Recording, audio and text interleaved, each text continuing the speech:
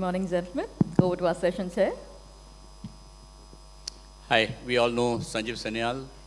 He was telling me the first paragliding licensee in the country, economist, banker, extremely historian. As he says, he's not a historian, but a historian, maritime enthusiast, an extremely eclectic person.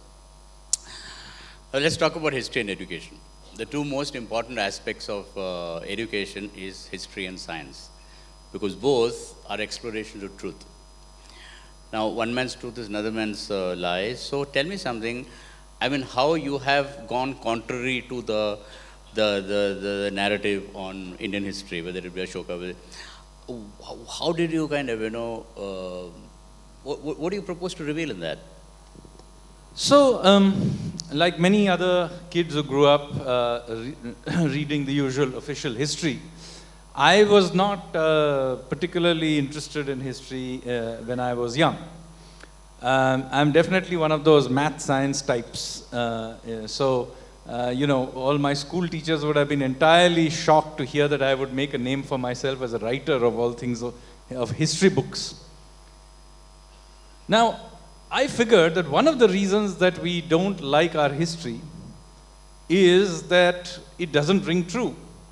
There are all these convoluted arguments, largely there to hide what is in plain sight, so it doesn't fit together. And so consequently, we don't believe it.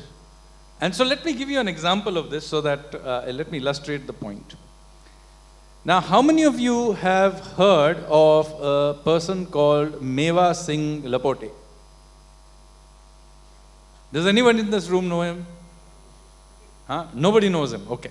Let me tell you a little bit about him and you'll understand why understanding today's India and events of today relate to this somewhat obscure character who actually gave up his life so that we can sit in this room and freely discuss things.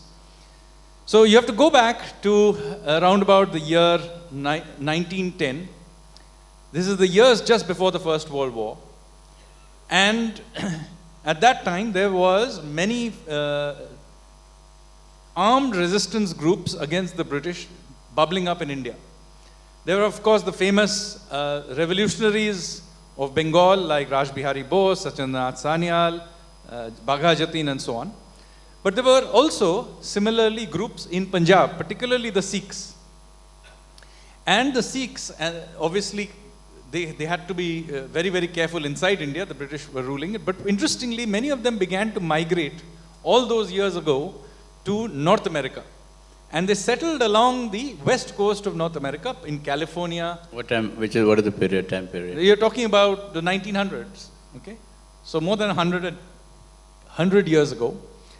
And around about the year 1910, there was something called the Gadar movement that began to take shape. So this was sort of an alliance between Bengalis and Punjabis, particularly the Sikhs, to do an armed revolt against the British. And remember, the First World, we are sort of heading towards the First World War. And what the Gadarites were trying to do, so led by Raj Bihari Bose here in India, was to cause a revolt in the British Indian Army during the First World War. And it was a very serious attempt. So sort of like the INA, but in the First World War. And one of the key ingredients of this were these Sikhs in North America operating out of these Gurudwaras.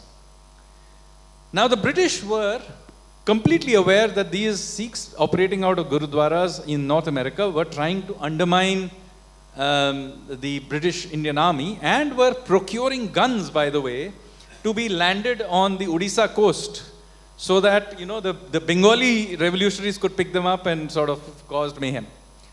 So, not surprisingly, the British began to infiltrate these Gurudwaras. And the person who carried out this operation, we know his name, he was a British agent called Hopkinson. Hopkinson, by the way, is the true father of the Khalistan movement. Because effectively what he was trying to do is to essentially place loyalist Sikhs in these Gurudwara committees and basically kick the Gadarites out. So the Gadarites began to hunt these loyalist Sikhs and kill them. And of course, the loyalists fought back. So one of these infiltrators, British infiltrators supported by Hopkinson, was a chap called Bela Singh. And Bela Singh one day, in a very well-known Gurudwara in British Columbia, killed a bunch of Gadarite Sikhs. Not surprisingly, it became a big case and he was dragged into court. But of course, he knew that he was going to be let off because Hopkinson had set up the judge. And remember, this is British Columbia, it's British-ruled Canada. And so they were going to let him off. So everybody knew this. So it was just a sham thing. So Bela Singh came into court and Hopkinson personally turned up to give evidence that he had done it in self-defense. At this point, a Gadarite called Meva Singh Lopoke stood up and shot Hopkinson dead in the courtroom. As you can imagine, this was a majorly dramatic event. As a result of which, the Gadarite movement, of course, blew up. There was, of course, the Komagatu Maru incident and many other things that also happened. Bela Singh then escaped because North America was so dangerous for him, he actually thought that Punjab would be more safe for him, because at least he could hide among the larger number of Sikhs there. So he came back to India, where the Gadarites hunted him down and killed him in Taran Taran. Now, why am I telling you this story? If you do not know this story, you do not understand why on earth the Khalistani movement is based out of Canada. It has everything to do with our freedom struggle, but the armed wing of our freedom struggle and the British attempt to suppress it by infiltrating the Gurudwaras. So the point I'm making to you is the great effort made in post-independence India to suppress the history of our armed resistance to the British in favor of sort of this non-violent view of our freedom struggle has meant that we don't understand why on earth some things are the way they are. The Khalistani movement can only be understood if you understand what the British were doing to suppress the Gadarite movement, just as an example.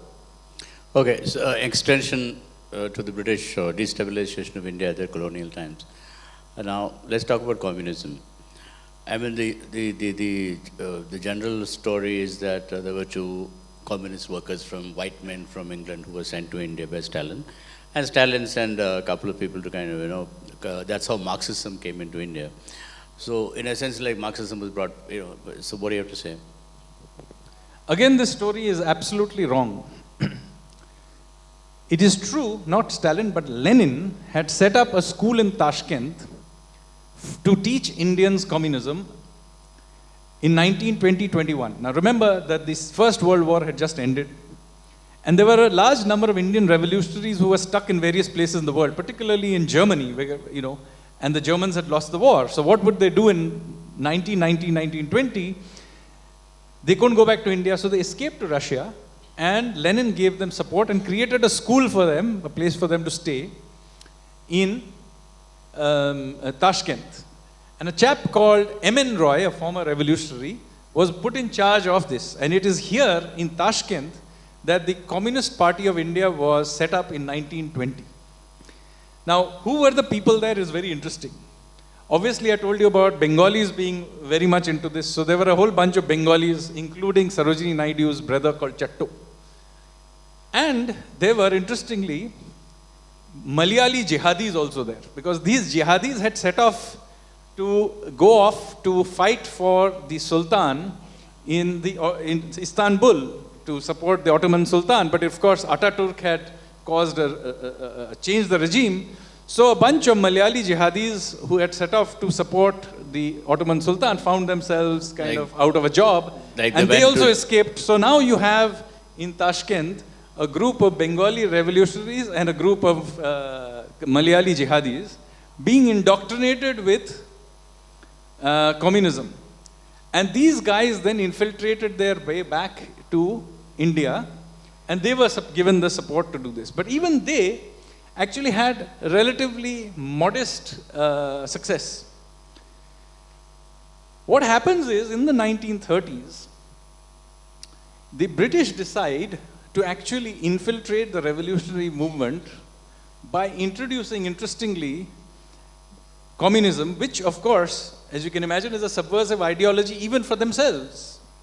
But just like the CIA supported the Taliban, in the same way, the British supported the Marxist ideas inside Indian jails. And for this, we have enormous evidence. There are many, many people who have written later on about this phenomena. So for example, in cellular jail, they were provided all this Marxist literature. The idea was to break away and cause a split in among the Indian revolutionaries and convert some of them to communism, which turned out to be a great idea, because as it turned out, that the Communist Party of India would, in fact, support the British during the Second World War and against the Netaji's Azad Hind Fauj. So it turned out to be a very good decision. So the communists, who much later, and now very often they try and capture the revolutionary lineage and say, you know, so many of them were communists. But in fact, in the Second World War, they used to call Netaji Tojo's running dog. This is fact. You can Google this. I'm not making this up. So point of the matter is, the British actually provided this. And interestingly, during the 30s and early 40s, British communists controlled the CPI. You may not have heard of somebody, a double agent called Rajni Palme Dutt. Please Google him up. Rajni Palme Dutt, by the way, was a cousin, also cousin of the Olof Palme, who later got assassinated. He was his uncle. But he had a mother who was Swedish, and his father was Bengali, and he grew up in Cambridge. And he was a double agent, working partly for the Russians and partly for the British. So in Britain, he was working for the Russians, he and his brother. And in India, he was working for the British. And in both cases, he was infiltrating the communist movement. So the British Communist Party essentially ran the Communist Party of India, in India, and of course to their own benefit, and provided enormous resources, of course, which, as I told you, in the Second World War, they harvested the benefits of it. M.N. Roy, who had set up the original CPI in Tashkent, was so disgusted by this that he left the movement, and he, went off. He continued to be a Marxist, but created his own kind of organization. They were called the Royists. So this is the origin of Marxism in India. A group of people, former revolutionaries / jihadis who were in Tashkent, layered over by a bunch of people who were actually indoctrinated in British Indian jails deliberately to split the revolutionaries. Now again, I'm telling you all of this history, which is there is so much evidence to support what I'm saying. I mean, you can read my book, Revolutionaries, where I've given some of it, but there's tons more. You can just Google some of this up. Now, given that this was the history, it is very shocking that after independence, none of this history was told to us. Okay, instead, you have some of the leading lights of that subversion becoming great writers and thinkers in post-independence India. And I'm going to take here the name of a writer called Yashpal. Yashpal is considered, after Premchand, the second most important writer of the Hindi language, particularly of the post-independence period. He's got given every award you can imagine for writing that independent India could give. But Yashpal was actually a spy who had been used to infiltrate the revolutionary movement. He was almost certainly the source of information that led to Chandrasekhar Azad being trapped in Alfred Park in Allahabad and being killed. We have evidence for this. Interestingly, evidence of this is more than available because after independence in the 1960s, a CID official of independent India called Dharmendra Gaur found letters in the CID archives in Lucknow where British officials in 1946, preparing to leave, were discussing what to do with Yashpal after they left and to make arrangements for him. So, what happened is that the collaborator class, after independence, happily sort of became our intellectual class, and they continued to write our history. So not surprisingly, our history is not our history at all, but the history of what the British told us and then later on the collaborators told us. It's very difficult to divorce history from politics. because politics is also the history of countries and ideologies. Now, what is taught to us is that the freedom movement was appropriated by the Congress party. And obviously the Congress party was at the forefront of the fight because there was no other political party. Now, there were a lot of people who were not exactly going along with the Congress or sorry to say, the Gandhi family's dominance of the freedom movement, especially towards the end of towards 1947. So since the Congress came to power and was in a position to decide the historical narrative of what India should be, now why is it they chose to kind of perpetuate the British version of Indian history rather than look at the other heroes? It's like as if violence is a bad thing. I mean, nowhere in the history of the world has independence or freedom from an oppressor been achieved without violence or rebellion.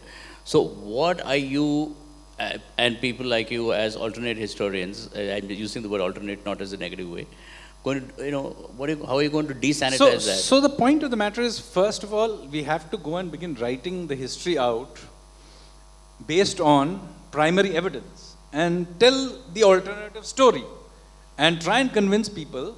See, I am therefore not advocating you go and sort of change the textbooks without any facts and convert one bunch of lies to another bunch of lies.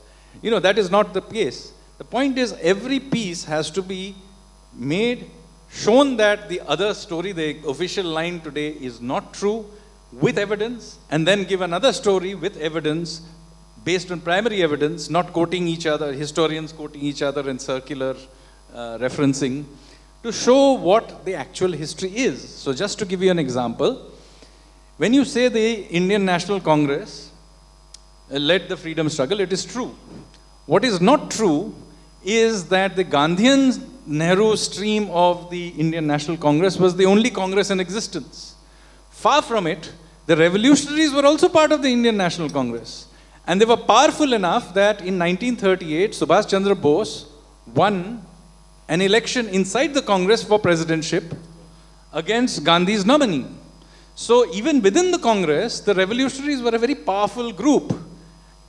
The problem was that after independence, the revolutionaries, by the way, the revolutionaries go back all the way to the beginning. So if the same group of people were there in the 1900s and they were called the extremists. The extremists versus moderates you'll hear.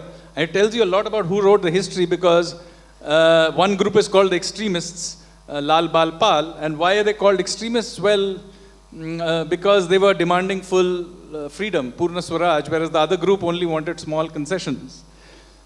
Now, the fact is, even these terms tell you something. Because this is not the term that the extremists did not call themselves extremists. You see, they called themselves the nationalists. And they called the other group the loyalists. Please read up Sri Aurobindo's writings on this. So we don't have even in our textbooks today, we say extremists and moderates. That's what the British used, and this is what the so-called moderates also used. Now, if it was a balanced thing, you would also say, look, one group was called themselves the nationalists and called the other side the loyalist. So everywhere this is true. And since the Nehruvian branch, which came down from the loyalist branch, this group ended up capturing power. They systematically evicted from our storyline, the history of the contributions of alternative groups. So, for example, in the 1950s, an official history of India was attempted to write. Now, remember, who was the best famous historian in India of the 1950s? There was a person called R.C. Majumdar. By some margin, he was the most famous historian of India. And he was originally given the job of writing the official history of the freedom struggle. But when his first draft turned up, he had written about the revolutionaries and other groups as well. So he was thrown out of the chairmanship of the history writing committee and somebody else was placed. So, it was done very systematically. Similarly, many of the sites that are sacred to the revolutionary movement were also demolished. The cellular jail, for example, was almost entirely demolished. When you go to cellular jail, you only see a very small section. It was saved at the last minute. That's why you see a little bit of it. But many other places were not so lucky. For example, Delhi jail was a very important place where many people had been hanged, they had been incarcerated, including the likes of Bhagat Singh and many others. Now, the revolutionaries wanted to convert this into a shrine to their movement. Guess what happened? It was completely demolished, despite the fact that Nehru had personally promised that it would be converted into a museum. And on it was raised MAMSI, Maulana Azad College of Medical College in Delhi. MAMSI stands on the site of the former Delhi jail, which is a sacred site to the revolutionary movement, but completely wiped out. All traces were wiped out. So what I'm trying to tell you is that there has been a systematic effort to wipe out certain branches of this history. Now, to come to the last point, why is it that we accepted this? The reason we accepted this is related to who became our intellectual elite after independence. In most countries like Indonesia, many other places, once you become to power, you effectively throw out the existing elite who had very often collaborated with the occupying power. The French did this with the Vichy intellectuals, for example, and some of them were incorporated, but mostly were thrown out. But in India, what happens is that because you did, in the name of continuity, the collaborator class continued to be our intellectual class. You go back and look at who were the top officials of the 1950s and 60s of India. They were actually those who had collaborated with the British, and in fact, when the British left, all those positions became empty, so they all got promoted up. So, collaboration turned out to be a damn good thing. And many British officials of various kinds continued to serve in India. People don't know that till 1958, the chief of the Indian Navy continued to be British. So therefore, those who had fought for independence largely were left out except for this one branch. Most of those who fought for independence did not participate in the first few decades of India's independence. Our entire history, writing, our administration, everything was done by people who had been collaborators. Now, why does this matter today? It matters because effectively for them it was embarrassing if India had been a nation from very ancient times. It was important to their personal narratives that India came into existence in 1947 or was an entity that the British had put together, which was what the colonial narrative was. Because if it was not the case, then they and their forefathers had been traitors. So it is very important to this collaborator class to deny the existence of India before the British came and sort of united it. It's a fascinating, absolutely. We can go on and on forever, but I'm already kind of being threatened by. I'm throwing the floor open to the audience. Does anybody have questions for Sanjeev? Yeah, there you go. Good morning, sir. Sir, I have a question. For example, I think that freedom fighters from the south of India are marginalized in Indian history. So, for example, how many of the books have highlighted on the lives of Veerabande Kattabomman or Umai Thurai or Velu Nachiyar? Don't you think that there is a bias when it comes to documenting the South Indian freedom fighters? First of all, it is not the job of anybody to write it. You are an Indian. You are as open to write Indian history as me. Please get up and begin writing it. Right? I have, by the way, written extensively on South Indian history, not the freedom part. But I have written extensively on the maritime history of India. Those of you who are aware of my writings on maritime history will know that I have researched the Pallavas, Cholas, and written about their maritime history very, very extensively. He's built a wooden ship without GPS or any modern thing, and he's going to travel in it himself. So all the best to you as a sailor. I hope you know how to swim. Yeah, I do. But not that it'll help when you're 1,000 kilometers out at sea. But anyway. Point is, it's nobody's job to do it. It is your job to do it. So get up there, research this stuff, and write about it. Because if you don't do it, nobody's going to do it, and you cannot blame anybody else. And the amount of material that is now available thanks to digitization, you don't have to go to, British Library, sit in an archive. All that stuff is more or less online. Similarly, so much material is online that there is no excuse not to do it. In fact, if you want to really place to start with, let me tell you, is to start with the Maradu Pandyan and the Polygar rebellion. So start with that and then make your way to the 20th century. So over to you. Sure, sir. Thank you. I'm glad that you mentioned about Mardu Sagodharargal. Thank you. Thank you, Sanjeev. We really run out of time, so I'm already have someone standing there and threatening me with good looks. I'm used to being threatened, clearly.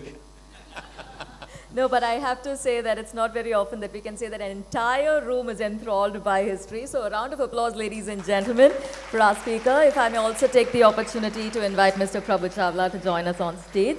And